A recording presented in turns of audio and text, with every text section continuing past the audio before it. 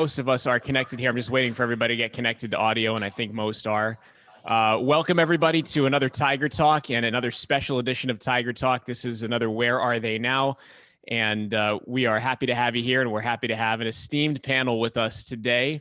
And I'll run them down right now. Matt De Le Pena, class of 1996, also got an honorary doctorate from Pacific in 2019, a New York Times bestselling Newbery medal-winning author, and he's written several young adult novels and 5 picture books as well.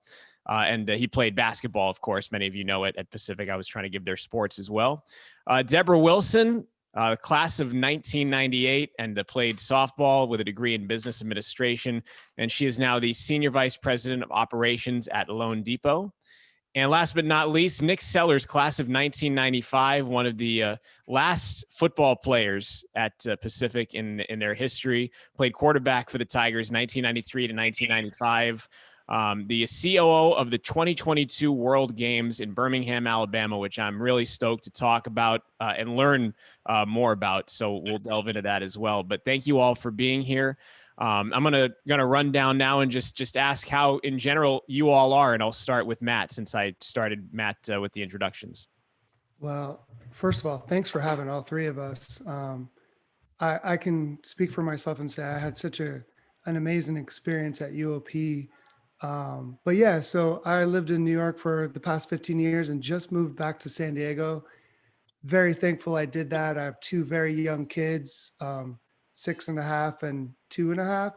And I'm so glad that we're doing the quarantine where we have a yard. It's a little tiny yard, but in Brooklyn, we had no yard. So this is quite an improvement, but I think we're hanging in there like everyone else is trying to hang in there. You know, we've all lost people. We've all lost part of our lives, but just trying to hang in there, you know, do the best we can. And I feel like we're living under like a collective suffering in some ways, but hopefully there are some positives too. Yeah, that's a great way to frame all of it, and amen to the positives. I think we were talking last night, if any of you were on the Meet the Soccer Zoom, and one of the players brought up, you know, he likes to focus on what we've gained in this time and not what we've lost, which is kind of a very powerful, transformative way to look at things. Debora, how are you, and what have you been up to? So about later this week, it'll be 1 year working from home. Now my home here is in Sunset Beach, California, so it's not too terrible. But at the same point, missed the office every day. Over the past year, helped about 4,000 employees try to make their way into working from home. So obviously that brought its fair share of challenges, which I ran into myself tonight in trying to connect with Zoom. But all in all, my family for the most part is very healthy. I think a few of them are on the call with me right now. So just looking forward to rejoining life, so to speak, and look forward to taking a moment going forward to pause, take it all in, and to take a moment to spend more time, I think, in the coming years with my friends and family, and to slow down a little bit and maybe enjoy some of what we worked for and what we've all worked through. Yeah, amen to that for sure. Nick, how about you? All the way down in Birmingham, Alabama. Hey, Zach, thanks for having me. I'm doing great, and it's so good to see everybody from Pacific. It brings back so many great memories. I see old friends that I've missed, like Ralph Soroyan and Dr. Hackley. I still have to proofread press releases 5 times before they get out of my hands because of the time with her. So much of how I think through things and communicate were shaped in her classes, and it's just great to see everybody. But doing great. The family is here in Birmingham. We've got 2 daughters that are in college at Auburn, and then a son that starts at UAB this fall. I have a younger brother that's still out in California. He works for the California Assembly, and so I keep in touch there. My mother had lived in Pollock Pines for many years and just moved back to the Midwest, but we miss seeing our friends from Pacific, stay in touch with a lot of my old teammates, and as Matt and Debora said, it's obviously been a challenging year, especially trying to put together an international sporting event with 3,600 athletes and over 100 countries, and raising over $50 million to put it on global television. But the year in many ways had some silver linings for us that we'll talk about. And I do feel like there's light at the end of the tunnel right now. And so when it's every day gets a little bit better, there's a little bit more hope about the days ahead and what it's going to mean to reconnect. And that's an important part of kind of where we are. So I'm looking forward to visiting with you, and I appreciate the opportunity to be with y'all. course, we appreciate you all being here, and I really like that sentiment about things getting better, and here's to that. I'm going to keep it with Nick since I'm here now. I just a quick kind of history of yourself. So you went to we were talking before we went on. You went to Folsom High School, but you're originally from Alabama. How the heck did you get from Alabama to the Sacramento area and then get back? Yeah, I moved out to Colorado in junior high with my mom and stepdad and two brothers, and then to Folsom, thanks to Intel, and had a great high school experience for 2 years in Folsom. It was just such a fantastic town. Was recruited by Walt Harris. Decided to go to Idaho State my freshman year, but missed home and walked on with Chuck Shelton, and was grateful and to earn my way on to be a scholarship athlete there at Pacific. And so much of my life was shaped by those 4 or 5 years in Stockton in a real positive way. So that's how I got out there, and then I left after college, still chasing the dream, trying to play arena football, and I put resumes at every college I could to be a graduate assistant coach. Came back to Birmingham to visit my dad, ran into a little young lady that I hadn't seen since Catholic elementary school at Our Lady of Sorrows in Birmingham, and the rest is history, man. That's awesome. That's a great path. I want to get right to it with you, Nick, about Pacific football, because I feel like everybody loves to talk about Pacific football. I call it like the Latin language of UOP. Mm-hmm. Like it's like the dead language, but it still applies in so many different instances. And there's such a great influence of Pacific football out there. What was it like when you were there and it all kind of came to an end? And how sudden was that ending for you? What was it like? It was like any dream that a young kid would have in playing on the biggest stage. I mean, when I was there, we played Nebraska both years. They won the national championship. I had an opportunity to start and be at the captain's coin toss at Lincoln Memorial against the #1 ranked team in the country. We played Washington. We played Arizona with Desert Swarm. So it was really big time football. And even at home, you know, we had some really good crowds for some big games. Washington State that we won, Louisiana Tech for homecoming. So it was such deep history and tradition. And I was just, and still am, very proud to be a Tiger. It happened quickly when it was over, and guys just kind of scattered because they were eligible to go play right away. So literally after it was announced, within weeks, everybody was leaving. I remember going to see Bob Monaghan, and was just a fantastic fellow, and Cindy Spiro and others, and said, what can we do? Can we try to bring it back at a 1AA cost containment level? And but you know, Pacific, I think some of us were maybe bitter for a short time, but as you age, you get over those things and you realize there are a lot of tough decisions that institutions have to make. And Pacific made its bets, and I think it's grown and been fantastic since then. And so my opportunity to reconnect with a school that I love so much deeply and understand kind of why we did that. We have a tremendous sports program. I'm so proud of Tim and what y'all are doing there and where it's going. And it's just great to reconnect with it. Matt, I'm going to jump to you because you were there when football came to an end. It preceded Debora by a couple of years. Or Debora, were you there too? It was after the end of my freshman year that we said goodbye to the football program. So yeah, I've got 1 year. Okay. While I'm on Debora, what was that kind of shocking to come to a campus and have a sport that as big as football kind of go away like that? It was, and maybe because I've only had the 1 year under my belt, I didn't feel the impact maybe as the other students and the community did perhaps. But definitely left a void given the fact our backdrop of our softball field was the football stadium. Yep. So we saw it in our practice, and we felt that. But that void, it was definitely hard to fill. But I think the other sports programs at UOP during my time did their fair share and try to make up for that vacancy. For sure. Matt, what was it like for you being there at that time? Yeah, I just remember all of a sudden we got extra shoes and we had all this extra gear because they had more money in the budget for basketball.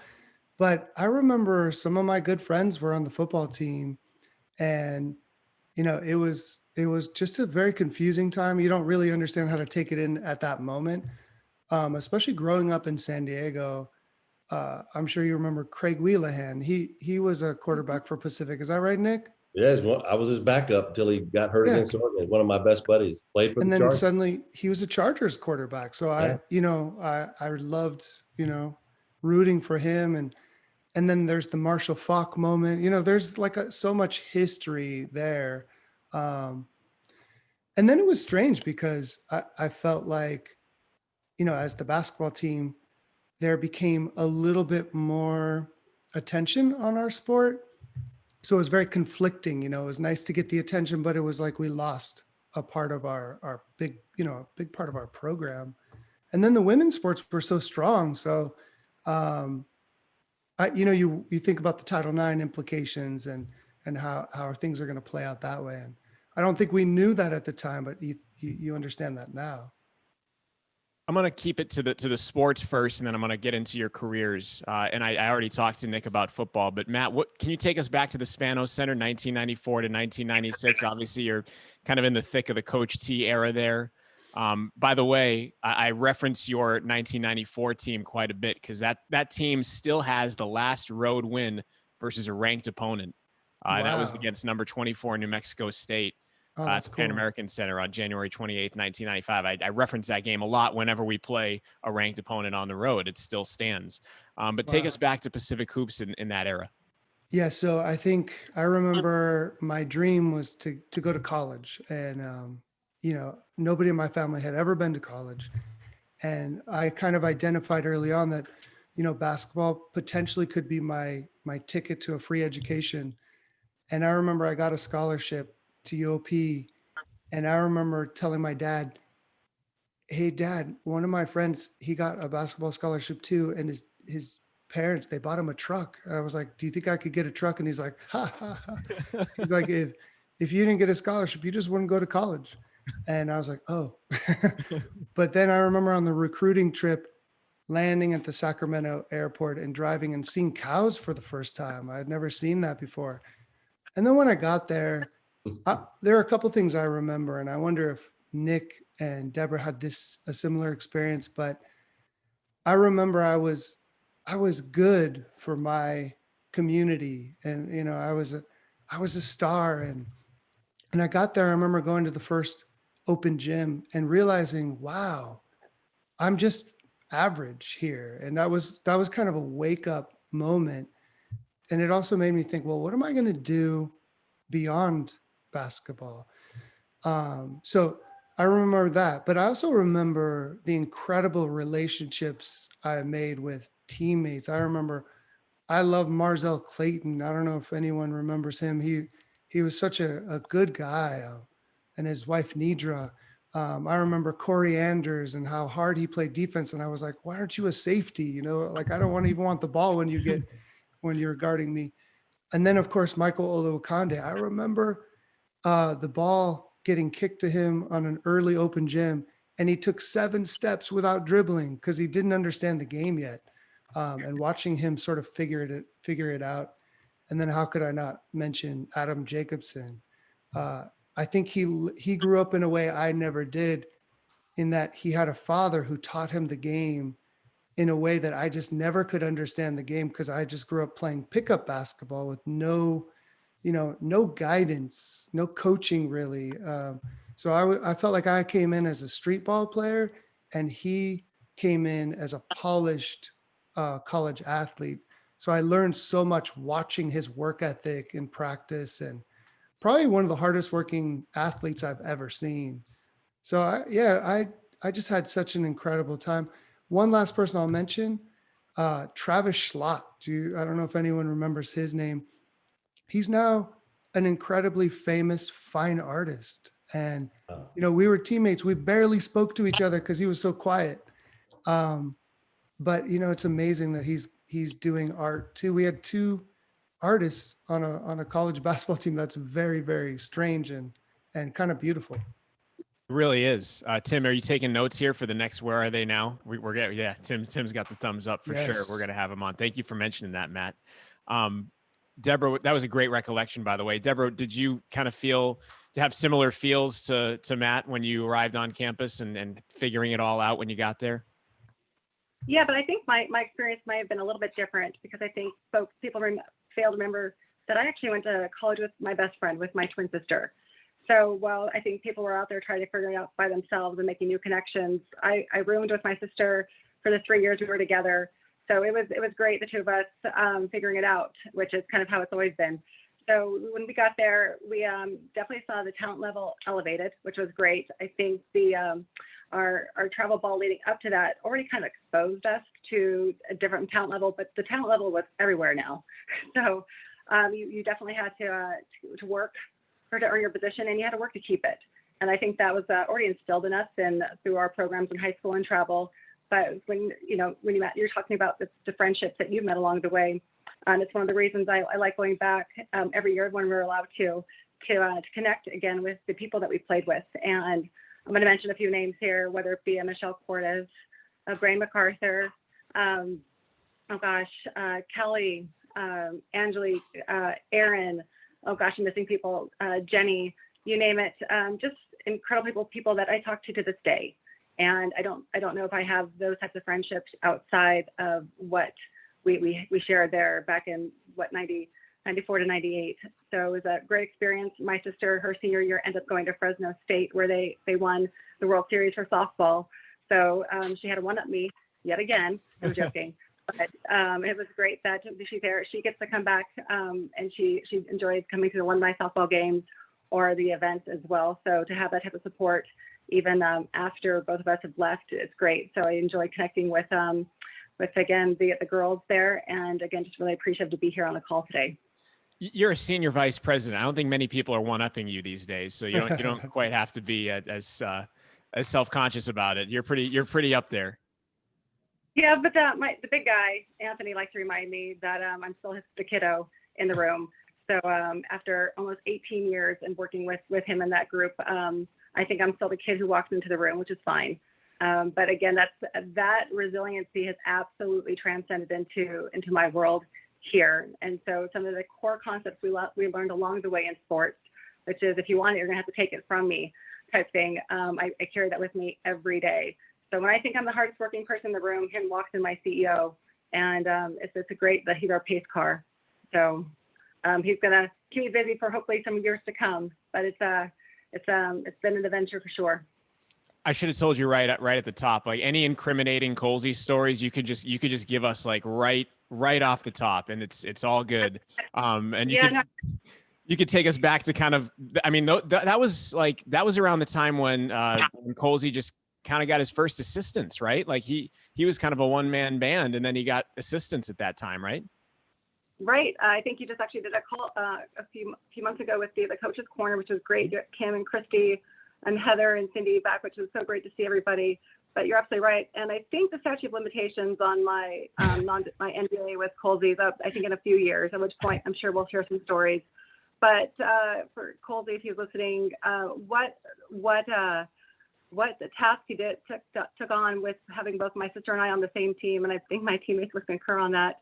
But just a really great coach when I look back at it in terms of what I did not understand at the time, going into something like that with the elements of recruiting, the relationship building, cultivating, that in of itself is a full-time job, and he seemed to do it with such ease. So I want to give him credit for that, and then really just taking care of some rowdy girls at times, but he did a great job with that. But Coach Cozy, if you're listening, I say hello, and I look forward to hopefully seeing you at the next Chipino feed. Oh yeah, he's here, and I think unfortunately the Chipino feed had to be postponed this year, obviously for obvious reasons. But we'll get it back. I know that's always huge on the calendar for the entire Pacific community. Deborah, when did you realize? $300 on 12 cookies. I love doing that. It's my favorite. You get me a live auction in Chipino feed, and I'm pumped. I've heard everyone's stories about what they spend hundreds of dollars on it. It's pretty funny. I've yet to get to one because I usually have a basketball game that I'm doing, but one day I'm going to get there. I might even drop a couple hundo too on something ridiculous. When did you realize you had a passion for finance and mortgage? Believe it or not, I didn't know until actually I graduated college. And I say that with a little humor, only in that here we are, 1998, a woman leaving sports at college level, and there really wasn't anywhere to go after that. There really wasn't life in terms of a professional level to look forward to. So at the time, graduating with my degree, and I'm thinking, well, gosh, what am I going to do now? At the time, my father and my brother were doing mortgages. It's not like I went to school to do mortgages, and I actually started doing sales right away and on the draw. And I'm thinking, gosh, I'm paying money to work, and my major is finance, and that's not adding up. So after about a year, I transitioned over to the operations side, and I quickly realized that for me, operations are all conditional statements, which we learned, I think, in sports. A runner's here, and this many outs go here. If a runner's here, and this many outs go here. And that's actually helped me translate into the business world, how I look at operations and help tie it all together. So believe it or not, I've had years of training before I even took a job doing mortgages to do what I'm doing today. So credit to my past and my sports life for sure. That's amazing. I think probably everyone that's been an athlete here on the Where Are They Nows can trace something like that back to when they were competing as a student athlete. I want to jump back to Matt real quick, and now as we get into kind of how your careers came about, I read your NPR essay, and it was really great. It's called "Sometimes the Tough Teen is Quietly Writing Stories."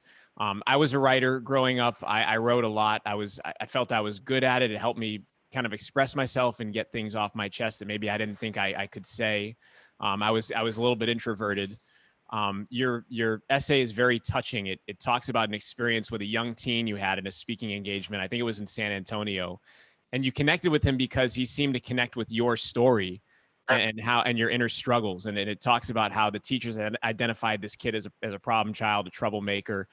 He heard you speak, and there was that connection and that simpatico that kind of happened.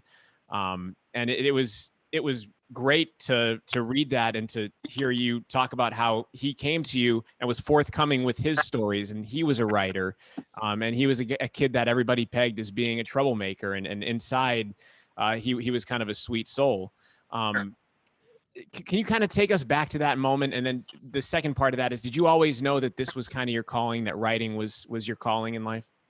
Yeah, similar to Deborah, I didn't set out to be a writer, but I was always drawn to, like you're saying, Zach, sort of expressing myself through initially like spoken word style poetry. Mm-hmm. But growing up in a community where as a boy, you're supposed to like be tough and the machismo mentality, I never shared my poems with anyone until I got to UOP. And then I remember walking through the English department halls, and I saw this little flyer on the wall, and you know how it has those little things hanging down. It's like, mm-hmm. You take one of these and you can apply to this writing contest. So I saw it, and there were like, I don't know, 20 of them across. And I was like, I'll just rip off the whole paper, because if no one else knows about this contest, I'll have better odds. So that was the very first time I ever shared my writing. Wow. And I never would have done it without a couple, really, really impactful professors like Gil Shedler, Larry Meredith. I'm sure many of you know that name. That guy changed my life. And Camille Norton, who I think is still there. So just incredible professors who gave me this belief in my writing that I didn't have myself. So I always say, like, a great educator, they don't just teach who's in front of them, they teach who that person could become. And I think that's what I got at UOP. Probably a lot of the reason is because it's a smaller school and they know your name. I think actually it was Larry Meredith who told me, you could consider getting an MFA in creative writing. That means like going to graduate school for writing. And I thought, oh, wow, I didn't know you could do that. So I actually went to graduate school for creative writing on Larry Meredith's advice. And then once I got into the world of writing and I was publishing some books, I started to realize that part of this job is going to different communities and actually talking. So Zach, you just said that you were kind of introverted. So was I. But the weird thing is today, as a writer, part of your job is to stand on stage in front of a lot of people and kind of tell your story. So now I've kind of like started to feel more comfortable doing that. And occasionally you meet a kid who's very similar to you, who, maybe doesn't view themselves as the best student, likes stuff outside of school better than inside of school. But when I talk about being an average student, and then I fell in love with reading and trying to tell stories, sometimes a kid will identify with that and they'll start to perk up. So, you can always pick out in the back of the auditorium, whether it's at a college or a high school, the kid who's not really interested in what you're saying. And then I try to target that kid and tell my story. And if they relate, I see them start to look up and pay attention. And that's always my gauge of whether or not I'm connecting with this audience. So yeah, it's a fun world. It's a hustle. It's hard work, but it's not really work. That's why I like it. I can relate to everything you just said, actually.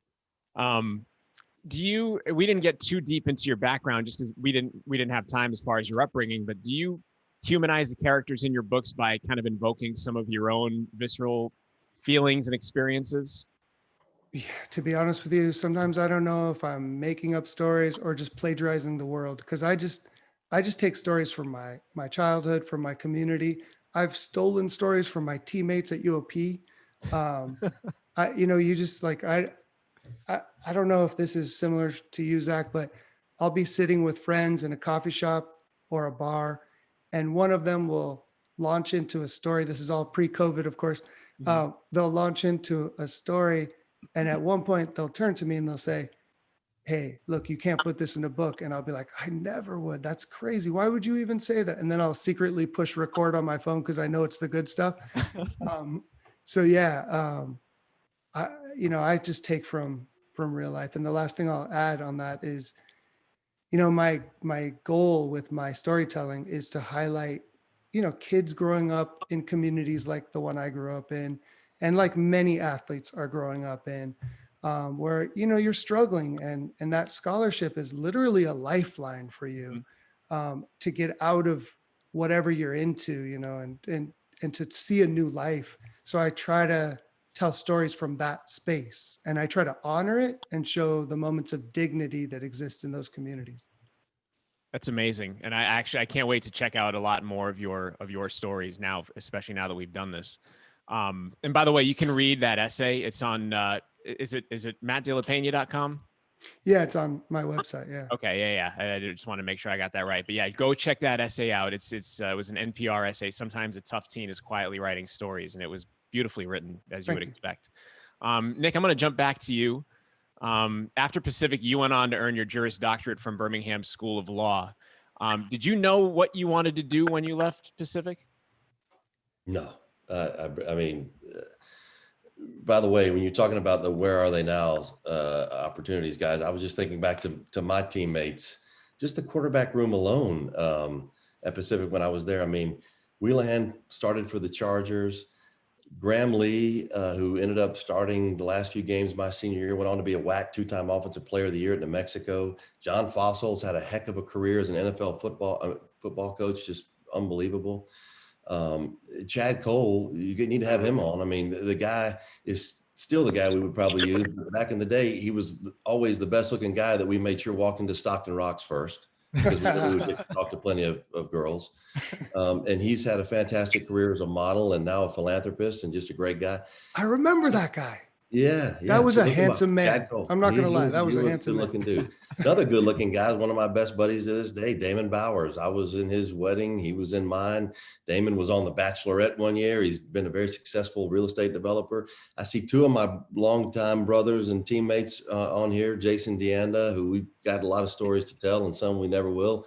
And Big Jamie Burke looked like he still can run around the end and wreak havoc on a quarterback. I'm great. It's really glad to see both of those guys. So Joe Abdullah, Tafa Jefferson, who started a senior franchise all over the country for in-home care for seniors. Anyway, just fantastic guys that were all shaped by a really great school that, just like Matt said, it was small enough where you kind of knew everybody, you felt like, even though it was big enough where you felt like you were at a university, A lot of fun times at Fraternity Row. Back then it was SAE and Arcadia, I guess. Anyway, it was a lot of fun. So did I know what I was going to do when I left? No, Zach, I didn't. I mean, I had a communications degree. I thought I was going to coach for a while. My dad said, look, since you're going to stay around and it doesn't look like you're going to actually go play in the NFL, how about using that degree? And so I started out as an overnight DJ here in Birmingham at Magic 96, Birmingham's biggest. No way. You do have a radio voice. Great And voice, always by the along way. I 30 can minute totally music. see it and hear it. So, a guy named Paul Feinbaum was on doing the morning Alabama football, and I had done DJing all night.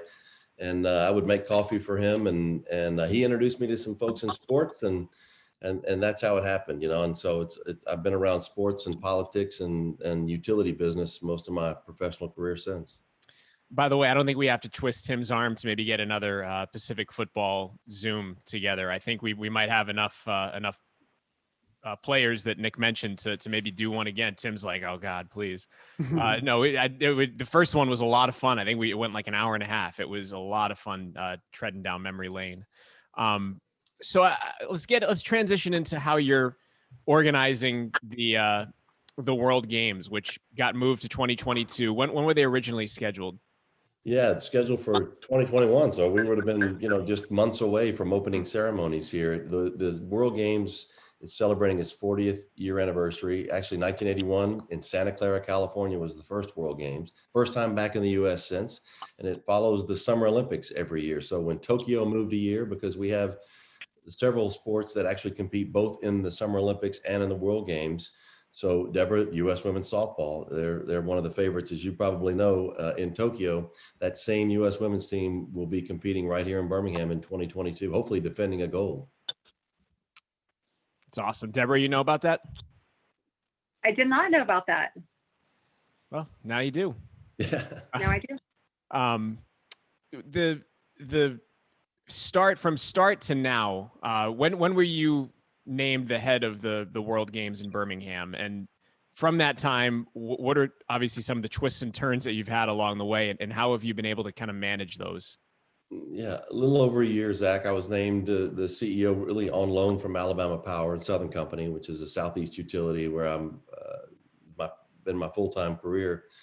And I was coming back from Mobile. Our CEO said, look, we're invested big in this. It's the biggest international sporting event in the Southeast since the 96 Olympics. Big deal for Alabama to kind of help reestablish a new image globally. I tell people all the time, to the extent anyone thinks about Birmingham, Alabama outside of the Southeast, they probably think about us in black and white. And I don't just mean the color of our skin or even TV. It's a lot more than that. And this is an opportunity to reimagine for the world this new, beautiful medical capital of the South. And so we were all in. My CEO knew that I had a background in sports. I had served on the board of the Alabama Sports Hall of Fame for many years and chair of the Sports Foundation, which recruits amateur sporting events. And he said, how about running the World Games and helping to make it a big deal? They had a good team in place. So I went all in, and it's been a whirlwind. I mean, and I'm in for 3 months and the pandemic hits, and, we're checking to see if we have liability insurance for cancellation. And I'm dealing with international sports politics with the International Olympic Committee and all these various groups. It's been an unbelievable experience, but a pretty special opportunity to showcase our state to the world. We'll be in over 100 countries in global TV. We have 2 hours on CBS and 10 hours on CBS Sports. An opening ceremonies, the likes of which will rival a Super Bowl halftime show. It's going to be the world's biggest sports party. And because Tokyo is going to be constrained in their attendance, it's only going to be either Japanese nationals or Tokyo citizens at best, no Wow. international guests. The World Games in Birmingham, Alabama next summer, and I hope all of y'all come. You'll be my personal guest if you can make it. Will be the first major international sporting event in the world with full venues again. It's going to be an awesome reconnection of humanity at a moment when our world needs it the most around things that we can all unite around, sports and music. By the way, that is July 7th to 17th next year in Birmingham. And actually, it might be my all-star break, so I might actually take you up on that because I'd love to see it in person. Sure. You like reading your qualifications, you seem very uniquely qualified to handle this, wouldn't you say, from every experience you had going back to being an athlete, a student athlete at Pacific? I don't know if it's uniquely qualified, but sometimes there is some course line in the noise in our careers, and we don't think about it at the moment until it happens. You're just always trying to lean forward and make things a little bit better. So, yeah, but now I will tell you that it's been one of the greatest opportunities of my professional life to take this on. We've got a tremendous team, and the city is really excited about what it's going to mean for our city and for our state. So it's really going to be pretty dang special to showcase that. And I just, there's so much work that is being done and has to be done. The sponsorships, the operations, we're in over 20 venues, 34 sport competitions, and they run the gamut, Zach, from water ski jumping and wakeboarding to men's and women's sumo, to the Muay Thai and karate and martial arts. And then these new next generation sports like kickboxing and sport climbing. And so we really run the gamut. Lacrosse, but flag football, men's and women's, presented by the NFL, is going to be at the World Games, because the NFL is pushing to make flag football an Olympic sport in LA 2028. And we've hired the same firm, Wasserman. Casey Wasserman's the president of LA 2028, to help us negotiate our media rights deal and to help us do all of our sponsor packages. So there's a lot of cool connections.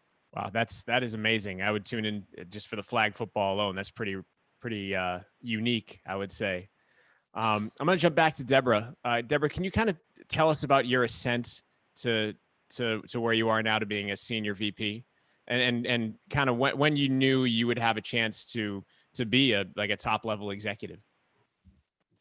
Oh gosh, well, it's about 18 years ago. Next month, I took a 90% pay cut to go join a little mortgage company here in Orange County, California, that not a lot of folks had heard about. And since then, I just kept saying yes to whatever the opportunities were. I don't think at times I was asked if I wanted to do some of these things, but the exposure and the experience along the way kind of helped me just remind myself I'm going to set myself apart through that, my experience. But when we were acquired by LendingTree back in 2004, there was a non-compete my CEO was under. So we got into everything from stocks to life insurance to boat. We started our little company, Loan Depot, now above his yacht store up in Newport Beach, California, with the proverbial folding tables and cell phones. So here we are, flash forward. I just knew that being now in a company of over 12,000 employees, to be top of mind when something comes up, I knew I was setting myself apart through that. And along the way, I've absolutely been able to meet some just incredible people that I had the privilege of serving in their career and then along in their journey for. And that's really where I've been able to continue to sustain at times when it got tough, was to look at those that I'm helping mold. And I'm going to take a step backwards to my time at UOP, because I don't think a lot of people get to say that they hosted a recruit that on her recruiting trip met her future husband. And I think myself and my sister get the privilege to say that. So Erica, if you are listening, hello. But with that being said, I was able to, at work, be able to watch relationships grow, watch employees buy their first homes, have their first children. It's just, there's nothing more rewarding than that. And then you fast forward to this past year, and we're filming a commercial that now is everywhere. And I think it's even in my Google ads, my blockers, it pops up. But the commercial has been an incredible launch pad, if you will, for some exposure I don't think I was pretty ready for, in a sense. But along the way, it's been great. We are now the official mortgage sponsor of Major League Baseball, which is just incredible. Awesome. And then last month, of course, launching our IPO. So it's been a year of just being fearless and knowing that I could just go back and be comfortable somewhere else. But I was very proud of myself for taking some pretty big steps, maybe when I wasn't ready necessarily. And then here I am. By the way, if anybody has any questions, you could submit them to in the chat, via the chat. You can submit them to Bree, and we're going to ask questions at the end. I can't believe it's like 6:45, but like rounding the corner, we'll ask some questions as well. Debora, what was the IPO launch like in the middle of a pandemic? Was that a nerve-wracking experience? I guess everyone probably is, but was it just in its own way kind of strange? Well, it was interesting too, because a couple of years ago, we were scheduled to go public, and I think the day or so before my CEO was scheduled to ring in the bell, New York Stock Exchange, we pulled it back. And so you fast forward to this year, and it was a virtual ringing in of the bell. So the celebration was small, which is fine, but as employees feel the pride in watching all of a sudden your company be public. The spotlight just got a little bit brighter. But I think those of us who are operating today, we're already used to that spotlight, I think, through our careers. And I think that's what is an interesting part when you're asking when I knew I was setting myself apart. Not a lot of folks get ready, especially in those pressure situations, for what's about to come. And I think through sports and preparation, you are already ready. You've already been through the pressure situation. So in my head, I'm literally saying, I'm calling ball. I'm the person in the room who wants it. And I think that always continues to set me apart. And I watch for the young women behind me who will be doing the same. And I know my path will hopefully make it easier for them to call ball and to stay at the table, and more importantly, feel comfortable to be at the table themselves. Amen. I know you kind of alluded to it before, but did a lot of the softball competition that you went through both at UOP and elsewhere kind of prime you for being in this world that you're in now? Yeah, I mean, it was tough. I think a lot of us, when being at a D1 level, you've got competition all around you. So it's great.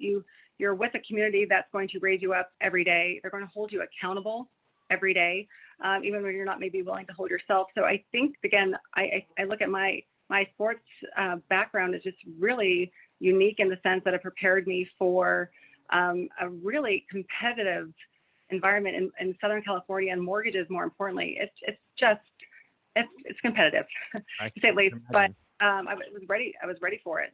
So taking a chance, like I said, this little company to grow and watch it, it's been exceptional, and it's been humbling, and it's been tiring at times for sure, but wouldn't trade it. And congratulations on your success. That's amazing. Matt, I want to jump back to you. I meant to ask you this before, but growing up, were you more into writing or more into basketball? Oh, basketball. Okay. I didn't know if it was one before the other or what. Yeah, I think, to be honest with you, to this day, I always tell people I probably experienced some of the most moments of grace in my life were on a basketball court. Just because it's so physical and you're not thinking, so yeah, still now with the writing career, it's a business. It's the way I provide for my family. And there are obviously incredible moments that have that grace because it's art, Mm-hmm. But yeah, there's something about basketball that it was just physical, and you shut your mind off and you just kind of are reacting. I'll probably never get that again, When did you realize that, like, not only would your career be sustainable, but it would be special? Because your career has turned into something very special. When did that switch flip for you? I think it took me my third book. I was able to, survive financially, and start to be able to travel a little bit. Cause my whole goal getting out of UOP was I need to be able to buy a burrito whenever I want, and, some shoes and some clothes. But then I was like, oh, okay, this is sustainable. And then there's an award in children's books called the Newberry Award. And I had a book win the Newberry Medal, and to be honest with you, it changed my life. It's kind of like a dream come true. You never know who's going to get awards. This is all arbitrary, and certain people select certain pieces of art, but it was a life-changing experience. And it's wild. Like the new book that I just came out with, we were just on Good Morning America for it, and this is just surreal for a children's book author. So now it's just like I try to put the stories I want to be in the world. I try to write those stories because now I have, I think the publisher is going to take a risk on what I want to sort of explore as an artist. Can you kind of take us through winning that medal, what that was like? Oh my gosh, they call you at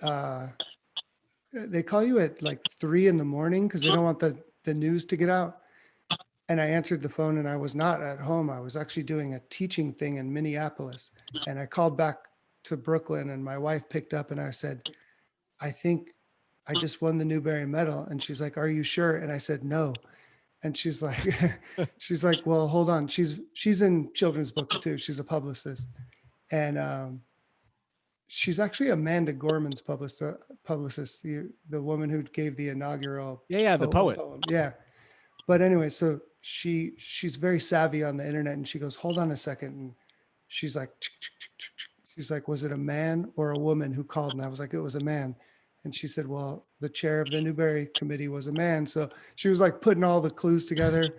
And then, you know, I have to be honest, like for a while after that, it was confusing because you know, the imposter syndrome we all have at certain points of our life, where you're like, when are they going to figure out that they made a mistake? Mm-hmm. And, you know, like Coach Thomason shouldn't have given me a scholarship, and the Newberry committee shouldn't really have given me the Newberry. So I was trying to live up to that. And then at a certain point, you know, this happened in 2016, you just kind of throw that away, and just, it's almost like you're going back to your roots of being like a hungry artist. And that's a better place to create art from than to try to live up to an award. I guess that imposter syndrome, and I think maybe Deborah touched on it earlier, is something that maybe fuels us all a little bit in the end. I think, you know, maybe we're all afraid of in some manner being exposed or, you know, not living up to the expectations someone else had for us. And I know for me, that certainly fuels me. And again, I think Deborah touched on it earlier. It's could be very powerful. Last one for you, Matt. Do you see any, I know you're into children's books, but do you see yourself writing any, you know, I don't want to say adult books. It makes it sound stupid, but like any books that are non-children's books in the future? Yeah. You know, sometimes I consider it. The thing is, right now I have two very young children myself, you know, 6.5 and 2.5. And so I'm like literally just in this space. And also I want to share something else. Like, writing for children is an incredible gift in that it's different from writing for adults. Like when you write for adults, the audience, they're mostly looking to read things that reinforce what they already believe. Like adults often read to say, yeah, that's what I believe.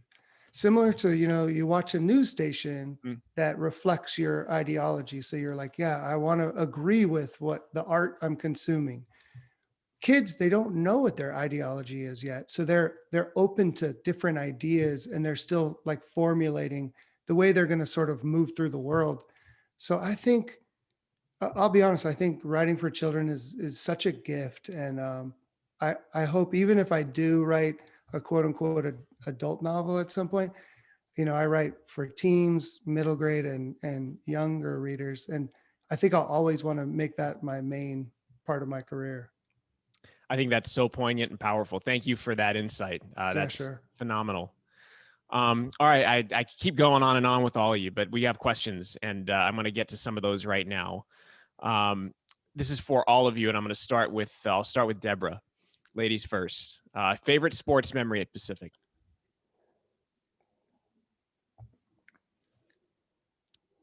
Is Deborah muted? Yeah, I just requested to unmute, so she's just got to accept it. Okay. There, you know what? Now. Is she back? Deborah? Yep, I'm here. There you go. All right, now we're good. Favorite sports memory at Pacific? Oh, goodness. Okay, favorite sports memory had to be, I think it was my back-to-back walk-off home run against Cal State Fullerton at UOP. That was, first of all, it was your first walk-off home run, which was pretty incredible. And you're a doubleheader. You're not thinking you can do it again. And here goes number 2. So that was pretty special. You had walk-offs in doubleheader? I had a walk-off in a doubleheader. That's incredible. Back-to-back. That's amazing.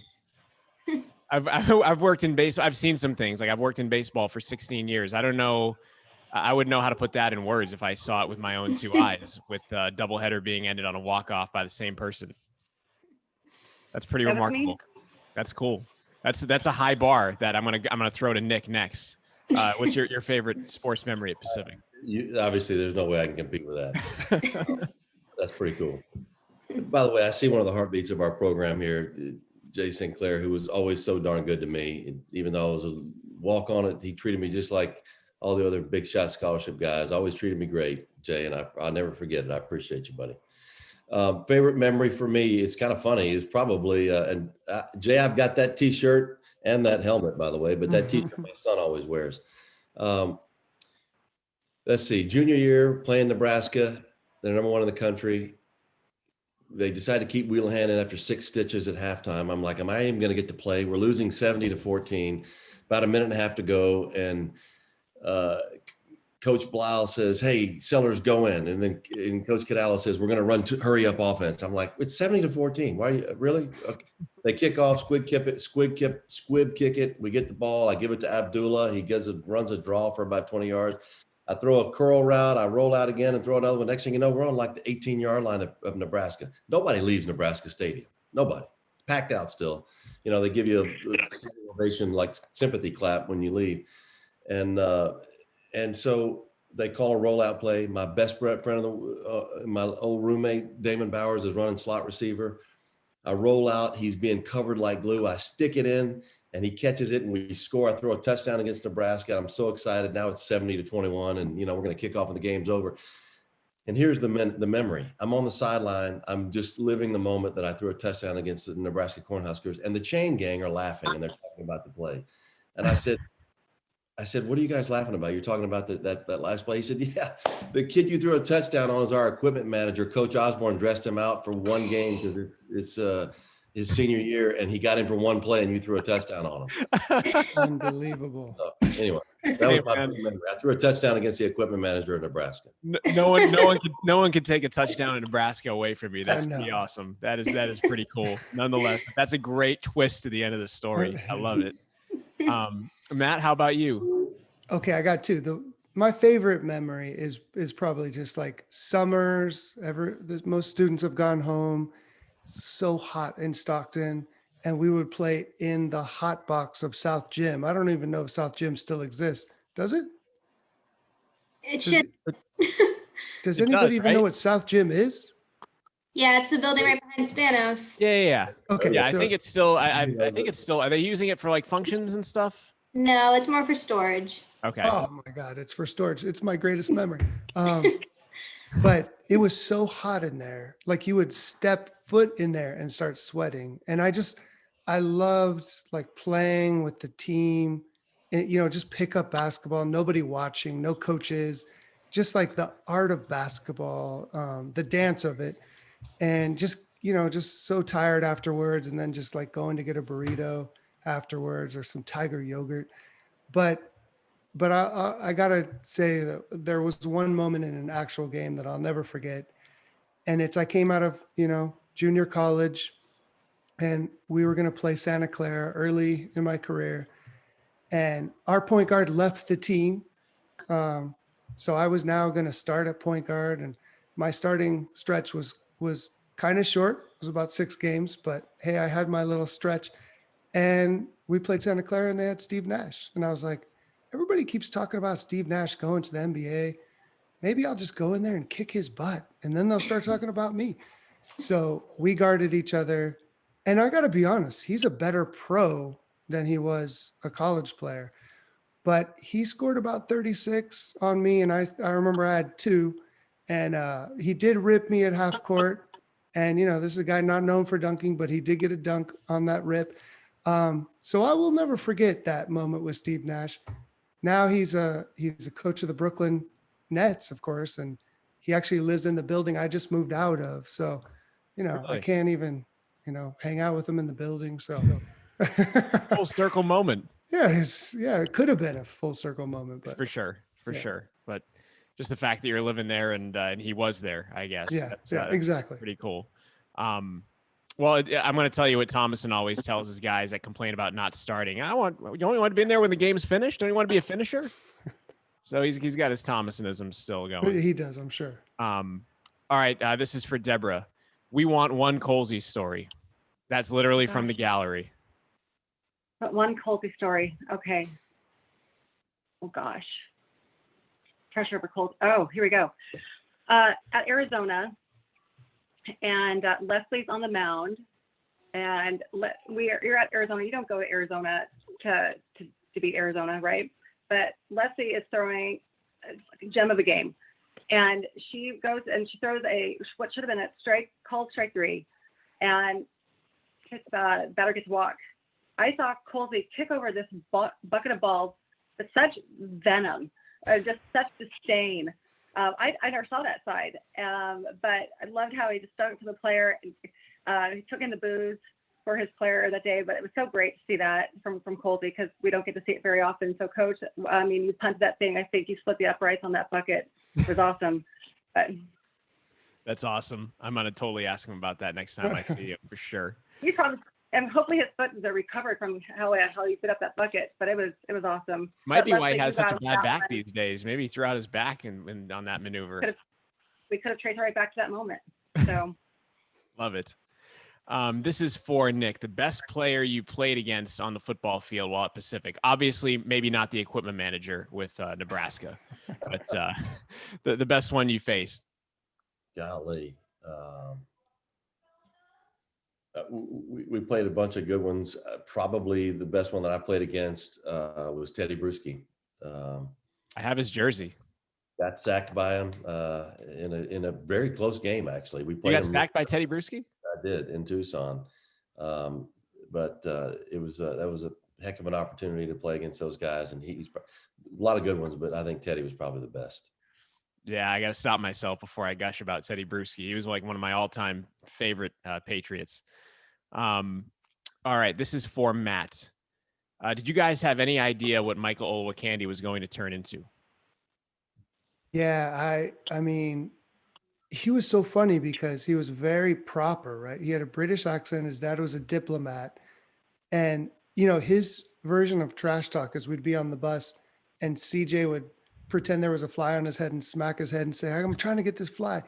And he would turn around and his trash talk was like, where's your manners? Like that's what he would say. But I think one time he didn't understand the game like really that well. He was a walk-on. But he was in incredible shape. Like he was just physically so different, And I remember him touching the top of the backboard when we were just goofing off. He would win sprints, as a 7-footer. So yeah, I think it was like during those early practices, it wasn't that year. He actually sat that year, but I knew eventually he was going to figure it out. He was also an incredibly smart guy. I think he was an engineering major. So a really brilliant thinker as well as, physically imposing athlete. One more for you, Matt. Tell us a Coach Thomason story. Oh, Coach Thomason. So I remember he had a love-hate relationship with me. And I remember when I started it, I went through a stretch where I wasn't playing at all. And I did my little silent protests, and I would come in with one shoe that was black and one shoe that was white. And I'd ask one of the volleyball players that practiced before us, could I wear your knee pads? And I'd come in there with those during practice. And he actually called me aside, really pissed off one day. And he looked at me and he goes, because of you, I will never recruit another kid from San Diego, just so you know. And I was like, okay. but I loved him. And I actually roomed with his son, Scooter. Scott. Yeah. Scooter. Yeah, Scott. Yeah. And so I got to know their whole family. And at the end of the day, I'm just so thankful he gave me the opportunity to get a college education. And so I will always have reverence for Coach Thomason. Love it. This is probably going to be the last one, and it's going to go to Nick. What are you most looking forward to in the World Games? Outside of Well, we'll take it two ways. I guess maybe you can say an event, but also maybe an outcome for you based on all the work you're doing overall. Okay, that's great. Thank you. I guess from an event standpoint, I'm probably looking forward to the flag football competition. It's an invitational sport for us. It ultimately will move, we think, to the Olympics in 2028. The NFL is a huge sponsor with us, and they're going to activate in a lot of their stadiums and bring a Legends team to do an exhibition game. So I just think that'll be a huge draw in the Southeast, and it'll help all of the other sports that are really going to be exciting to watch. Opening ceremonies will be huge. It's going to be a live television moment around the world. So from an outcome standpoint, Zach, the biggest thing is it hopefully will just help to show a reconnection of humanity, because the truth is we're not that far apart. Contrary to what our social media feeds will tell us, there's a lot more that unites us than divides us. And I want this opportunity to showcase that in a pretty special moment that our country needs, I believe, at an important time. And these games will showcase it. From Birmingham, Alabama, one of the cradles of the civil rights movement in our country. And there's going to be a new Birmingham that emerges out of it. And that's what I'm excited about. I love it. And I think as long as you keep viewing it through that prism, Nick, I think it can't lose through bringing everybody together and it being the kind of a reconnection of humanity. I love that. It's amazing that you get to spearhead something like that. Sorry, last one. This is from Matt. We want a Tony Markopoulos story. Oh my God. He thought he was so smart. He thought he was the smartest man in the room, didn't he? Okay, I got a great one for him, but I just wanted to echo something that Nick said. The one cool thing about sports is it brings people from different backgrounds together, and you get to realize how we're more similar than different, right? That's the beautiful thing about sports is you're hanging out with a guy who grew up so different from you, and you're not only hanging out with him, you're roommates on the road, and you just see so much about humans through sports. Markopoulos, though. This was I got to say, it was a good line on my part. It was a little bit of a joke, but so my junior year, at the end of the year, I wasn't playing that much, right? I was like just playing 10 minutes a game, coming off the bench, going to the playoffs. So it was the end of our junior year. We were in the tournament, and it was looking like this could be our last game because we were playing a team that was much better than us on paper. So we were in the car. I had about 6 guys on the team in our car. And I said, "Hey, Tony, I gotta tell you something." And he goes, "Okay." And I said, "Listen, I talked to my parents. I talked to my team. I'm thinking about going hardship. I'm thinking about going out a year early for the pros." And, he's such a smart aleck, that was the one time I caught him super off guard, and I'll never forget it. I think he ended up coaching at Santa Cruz, the Cabrillo College in Santa Cruz, Yep. which is where my parents ended up moving. And so my dad actually keeps up with the team out there. I don't think he's there anymore, but while he was there, and he would tell me how they're doing. I love Tony Markopoulos, but he thought he was so smart. I've heard some stories. I'll just leave it at that. Thank you all so much. By the way, the link to Matt's website, mattdelepena.com, is in the chat. You can go to the chat. Aaron left it for everybody. You can pull it up and take a look at that essay that I mentioned that Matt wrote, the NPR essay, and check out his other works, obviously, as well. Deborah, we're going to keep an eye out on that IPO, see how it's doing with Loan Depot, and best of luck there.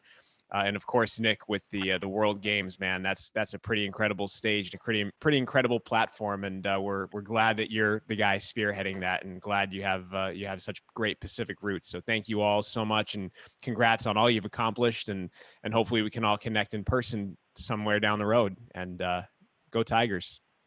Thank you, Go Zach. Tigers! Thanks so much. Thanks, y'all.